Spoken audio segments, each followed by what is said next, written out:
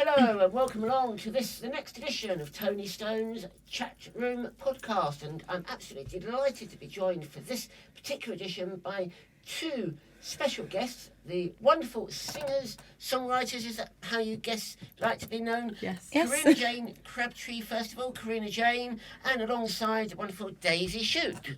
That's right. Welcome both Hello. of you. Well, thank you very much for having us here. Thank you. Yeah. Right. Now, I thought I'd kind of put the two of you together for this particular podcast because you're both singer-songwriters, but you'll come to it from fairly different ends of the business. And that's kind of what I like to try and do, is bring people together that perhaps normally wouldn't necessarily be together. So let's start with you, Corinna, a bit, and tell us a bit about your background and where you've come from and where you are now. Ooh, wow. Okay, so my summary of my life story, so to speak, was I was born in Germany and lived there until I was 8 years old. And I got a French mum, and then I moved to, and an English dad. And I moved to England when I was 8.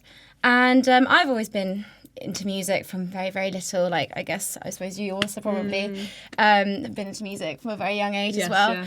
And I've been pushing at it for many years now. I play the piano and I write my own songs, and I also have my band that I like to have out, come out with me to kind of just rock up the whole show a little bit. We'll talk about that in a bit more detail a bit later, actually. Yes, there's probably a lot to say on that. And and I guess I've really, over the last few years, I've been building up my gig kind of repertoire. So I've gigged all over the country. Also done a gig before in New York as well. So I've kind of got around a little bit, played the real dives and the more kind of grand places. But we've all probably played the dives of the country. Yeah. And and I've just moved to London. I was in Northamptonshire. Thank you very much. Camden, so that's obviously going to be quite a thriving place, I imagine, for all the music. But I've just come from the countryside where it's lovely, and I love the lovely green rolling hills of Northamptonshire, but it was time to go to the big bright lights of London. Why? I just think that really, even now, even with the internet, even with social media, there's nothing quite like actually being where things are happening, where you could just simply walk down the street and start talking to someone who knows someone, and then you've got an immediate new connection, someone you can collaborate with, whether it's musically or on another creative project. Everybody who's got an ambition and a real hunger to make something of themselves seems to still gravitate towards London. I really wanted to be there. Do you find that, Daisy, as well? I mean, my experience, I come from Scotland originally, so Edinburgh, which is also, very culturally interesting and rich. And I find that London, just the sheer number of people means that we will encounter more people who are in the industry that you're in. And so a lot of the work I've got has been, and there's just more venues here and studios and just opportunities. Yeah, so London is definitely a place for that. But I mean, I really love gigging outside of London as well. I love the way that people treat musicians and outside of London tends to be better. In my experience, I don't know if you find that, but because London audiences often, they're used to, they have so many choices of what they can do on any given night that they kind of don't take it. They don't really respect you as much as I think other places sometimes. But I mean, I love living in London. It's I wouldn't be anywhere else. Cool. Now, if any of our viewers are watching and thinking, I know Daisy, I've seen Daisy before. Where have I known Daisy from? Now, you kind of had a bit of a journey with your music. When I first met you, we were talking about this earlier, about 10 years or so ago, maybe more than that. Back when I was 2. No. No, that would make me 12. That wouldn't work. What's that say about me? You were in a band. Yes, that's right. Well, actually, did we meet right when I was there? Yes. Yeah. But before that, I was doing lots of jazz gigs, and I just moved to London to study at Purcell School up in Watford.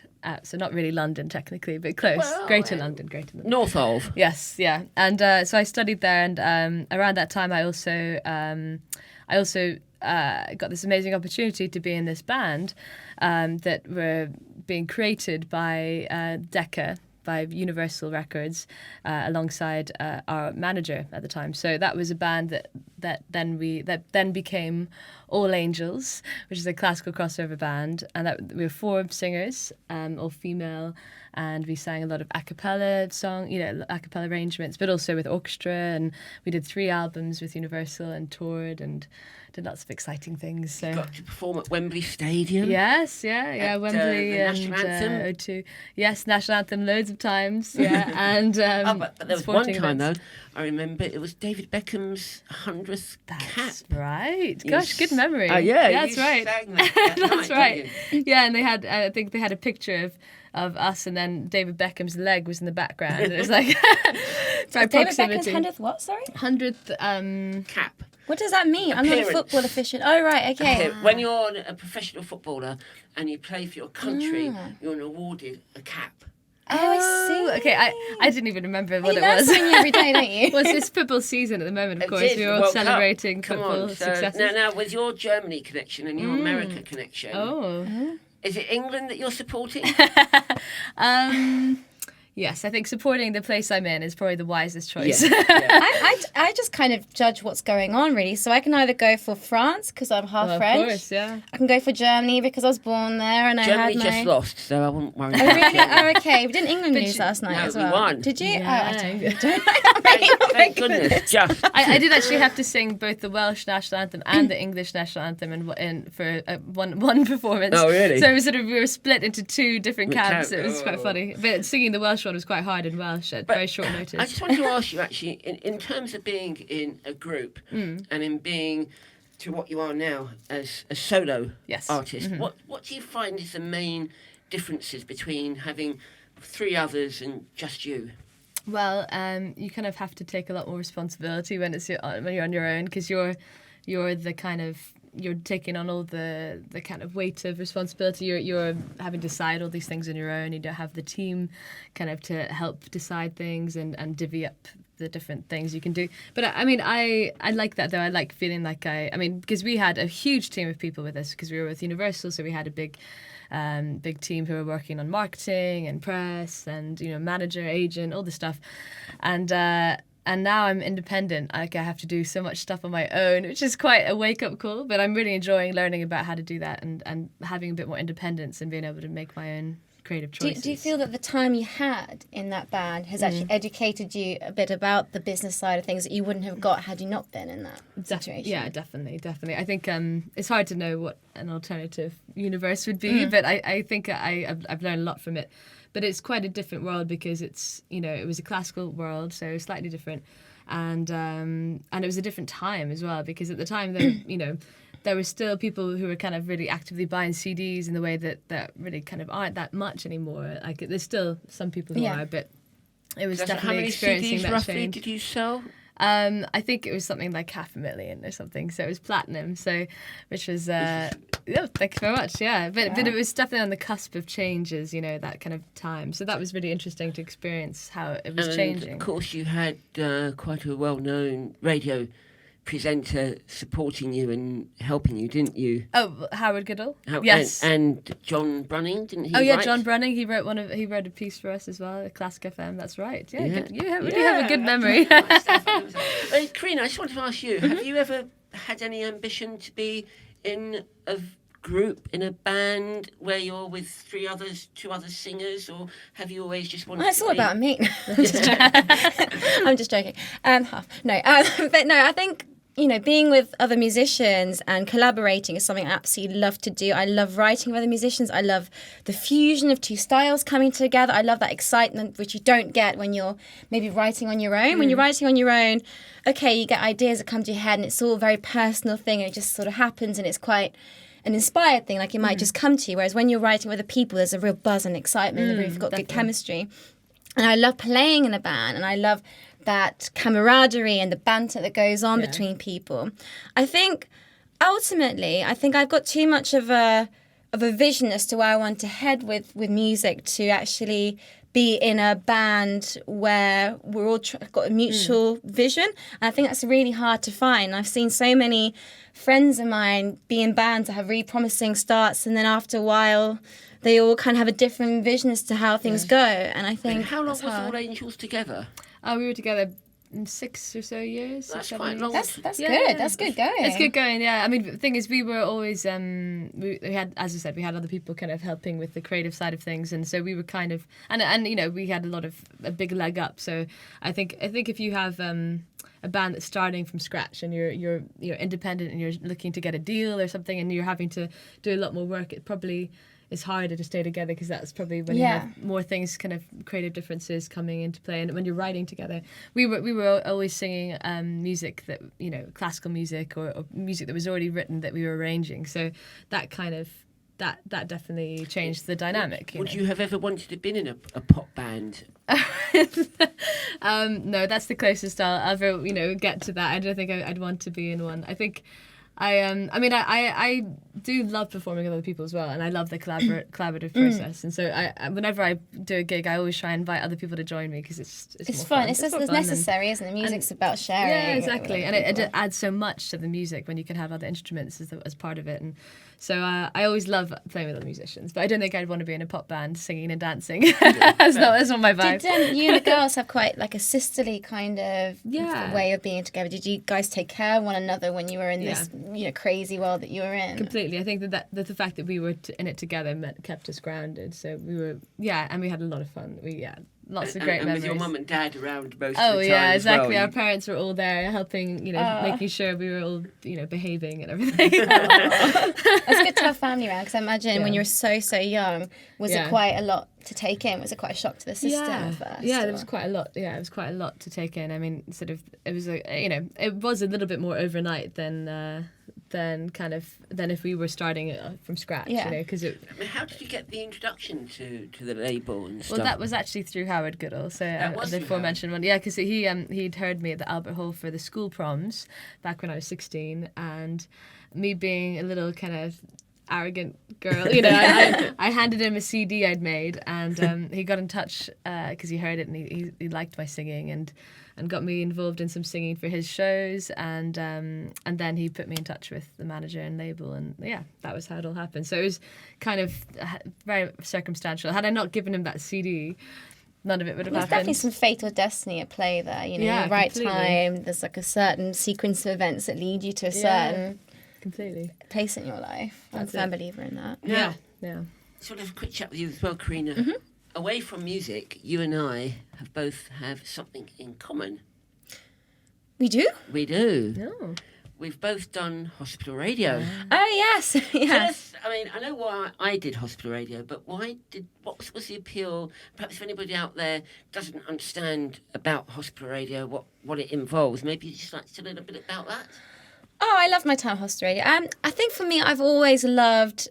well, first of all, the reason why I did hospital radio to start off with was really because I loved radio. I loved presenting. I loved hosting, and I've always been interested in. Let's just stop. We'll just do a little stop halfway through. I'll start interviewing you. But no, you'd be a very interesting person to interview. We should definitely have a role reversal at some point.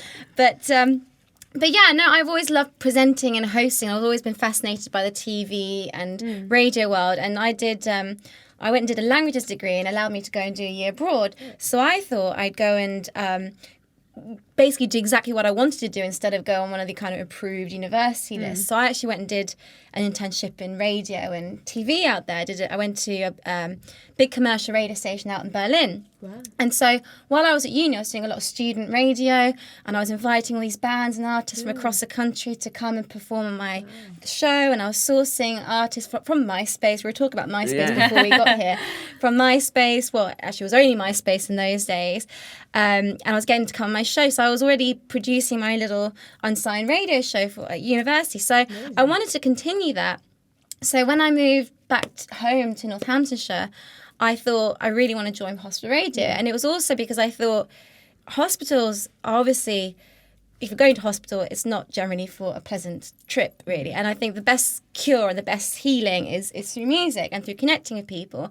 And the thing that I discovered while I was doing hospital radio that I hadn't even taken into account until I got there was the way it really helps people actually just get a little bit more of a positive vibe while they were there, because you go out and you visit the patients Give on the them a name wards. check on the radio as well, with the requests Yeah. and dedications. Yeah. And you visit people on the wards and you hear their stories, their life stories, and then they're really, you can see in their eyes that they're so sad and fed up and frustrated. And the minute you start talking to them and you ask them what their favourite songs are, and their eyes will beam and light up. And even those that maybe were not maybe quite as I guess, didn't have as much of their memory as they used to. The minute you start talking to them about music, their eyes would light up, and it was like suddenly a surge of emotion would come, and I just found those moments really special. And then to then play what they wanted to hear on the radio was really sweet thing to do. So I that's what I liked about it. And Yeah. for me, I must admit as well, my passion is, as Daisy knows, is jazz. And so I used to do the jazz show, and I'd go up on the walls. And because obviously a lot of people were older people in hospital, that was kind of a lot of who loved jazz. And when they say, "Oh, would you like some Ella Fitzgerald?" or this, "Oh, yeah," you're right. Then faces would light up and it'd be whole completely worth it and stuff, which is what I wanted. Now, Daisy, we see that you've got a bit of a guitar down there, haven't Right.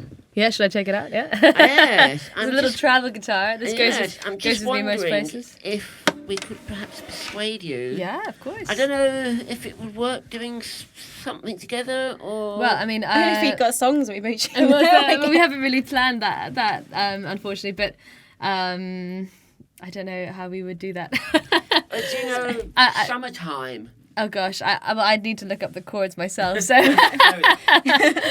but maybe, I mean, I could maybe we could do something at the end or something. Yeah, but, you play a song of yours. Yeah. I'll play. Now, you actually, I'll tell you what. You recently won a competition, didn't you? That's right. Yeah. Well done. Yeah. Thank you very much. The worst song in the world competition. Next week. No, seriously. Yeah. The London There was the Coffee Music Project. Coffee Music. Tell us a little bit more about that. The Coffee Music Project is a competition that they have a few actually around the world. One in London, one in New York, and one in LA. And they've just started to have one in other places. Cape Town is one. And the idea is singer-songwriters from these different cities send in music to the people behind the Coffee Music Project. They narrow it down, and then they put on a series of rounds in the cities, and they have judges come and they narrow it down. So I think it was 40 to 20 to 10 and then to 1. But after I don't know how many hundreds applied originally. So it's a kind of live music singer-songwriter competition. So it's judging you on your performance, but also on your songs. And you have to write a song on a theme for each one. So the song we had to write was about London. So that's the song I was gonna share with you if you want to hear it. This is I've just been recording it, and I will be releasing it in September, and I'm putting together a bit of a sneak peek. This is a little sneak peek. I'm recording a music video right now and trying to get some interesting shots of London as part of it. And this is a song called London's on Fire. And I might just, if we don't have time, I could just do half of it, or see how we go. See how we go. Good for time. Okay. So let me know if I'm in the right position here. So this is called London's on Fire. Usually it's with band and stuff, so you can imagine cello and bass and drums and lots of backing vocals and such. But Corinna, this is just... maybe you can jump in. Oh yeah.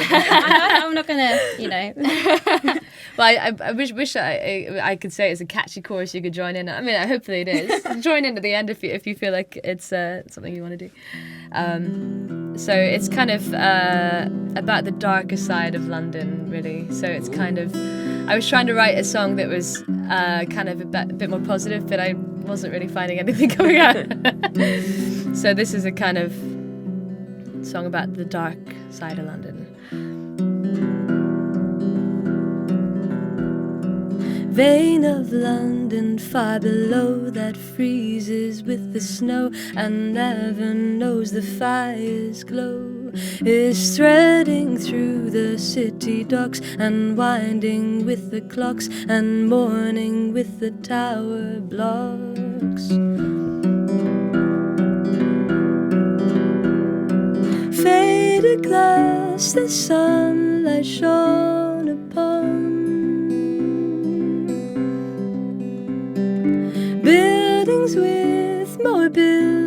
buildings built upon a city always moving on. London's on fire. London's on fire. We go round this town and burn it down and build it back up higher and higher. London's on fire.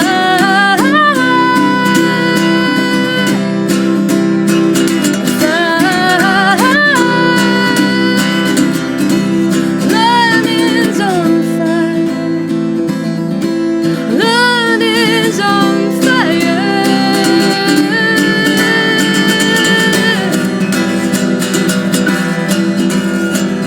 Saving for our holiday, we justify our pay and look the other way, our back against the flame. Who will pay the price? Could I sacrifice my right to live in paradise?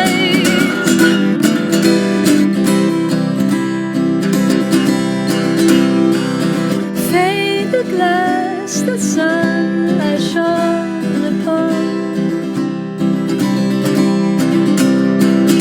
Bodies with more bodies buried on. A city always moving on. London's on fire. London's on fire. We go round this town and burn it down and build it back up higher and higher. London's on fire. We go round this town and burn it down and build it back up higher and higher. London's on fire.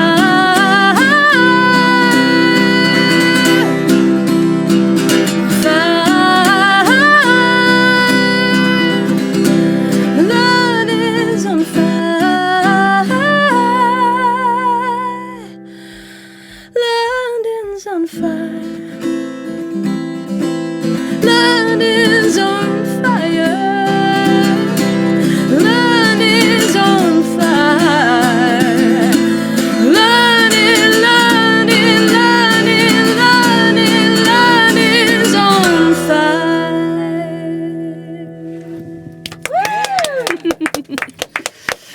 Thanks. That was the song that you won the competition with. That's it, I yeah. can see why. It's a Thanks really very stunning much. song. Thank you very much. Tell us what Thank the you. prize was then. Oh, so the prize was so we had £1,000 cash prize and one of those big checks, those charity checks you get, which was quite fun to take home after that. Did you actually bank it?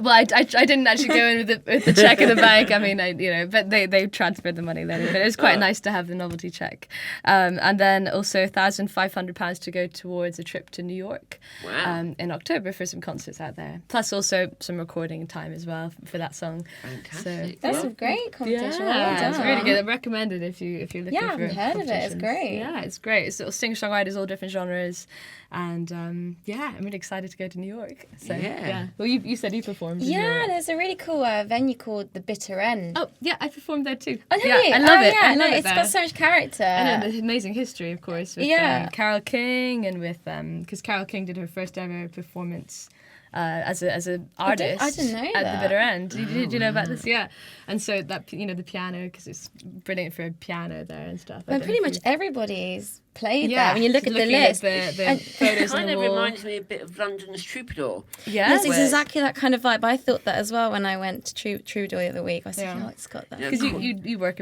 a bit for the Troubadour, right? Yeah. Yeah, I love the Troubadour.